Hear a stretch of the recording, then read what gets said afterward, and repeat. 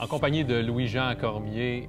Louis-Jean, merci de nous accorder ta deuxième entrevue golf. Hey, c'est ma deuxième. On commence à être habitué, hein? Toujours passionné?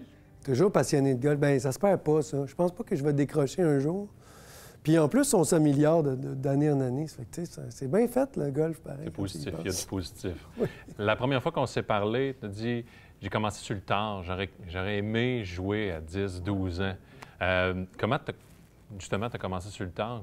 Comment tu as été introduit au golf? Tu sais, j'ai joué au hockey toute ma jeunesse, là. Puis je n'étais pas intéressé tant au golf. Je faisais d'autres sortes de sports d'été. Je faisais du baseball, puis du skateboard. J'étais un skateboarder. D'ailleurs, j'ai ma tuque aujourd'hui.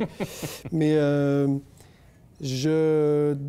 mon père, quand il a pris sa retraite, s'est mis au golf. Tu sais, lui aussi, vraiment sur le tard, là. Encore plus sur le tard que moi. Puis je l'ai accompagné une fois, puis j'ai aimé ça. Puis finalement, au moment où je développais une certaine passion pour juste comme la discipline, là, je trouvais aussi que c'était un moment privilégié père-fils. Donc, il y avait quelque chose de plus dans quelque chose qui... Familial. Oui, plus familial.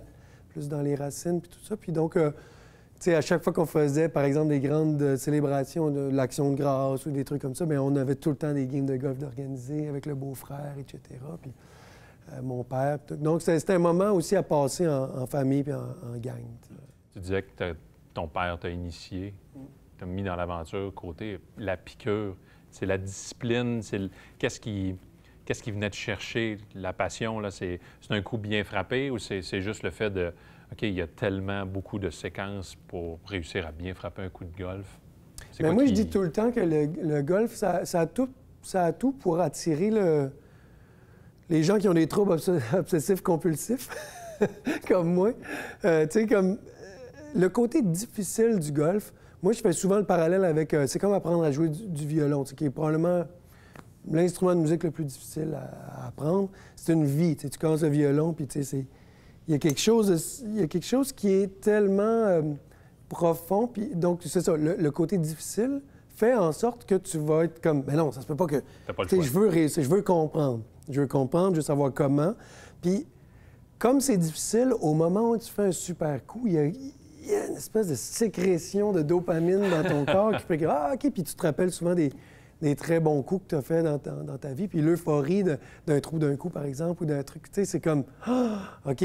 Fait que tout ça, là, pour moi, c'est ça le golf. C'est un côté très technique, puis en même temps, c'est quand tu sors de la technique que tu joues mieux. Fait que, tu sais, il y a une incompréhension complexe. Ouais. Tu as parlé de trou d'un coup. Est-ce que tu J'en ai en as à fait ton un actif? Ici, moi, il y a 6 ans, je pense, à peu près, sur le 11e de l'Arizona. Raconte-nous.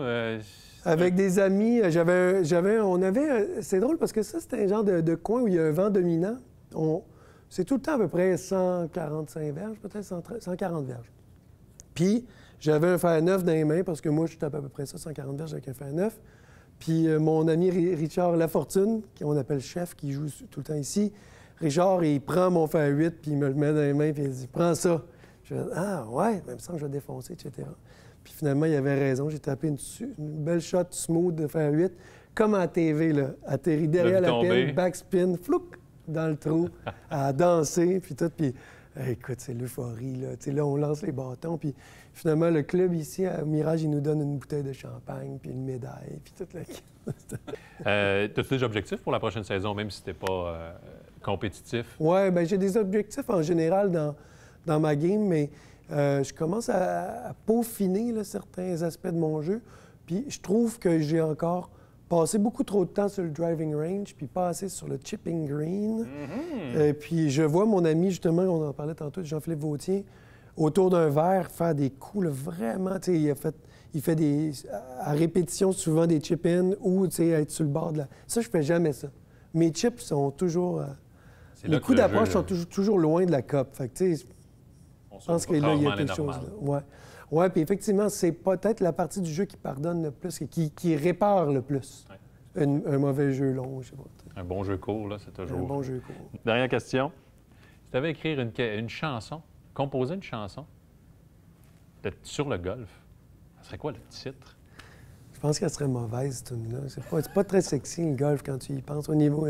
Mais Bien, je pense que ça aurait probablement rapport avec la confiance en soi. T'sais. Parce que c'est peut-être le nerf, puis là, on va finir l'entrevue là-dessus, mais c'est peut-être le nerf de la guerre au golf. Tu joues tellement bien quand tu as confiance en toi, puis tu te poses pas de questions, puis tu accumules les bons coups, fait que ça redore ta confiance. Puis dès que ça s'effrite, là, c'est l'inverse.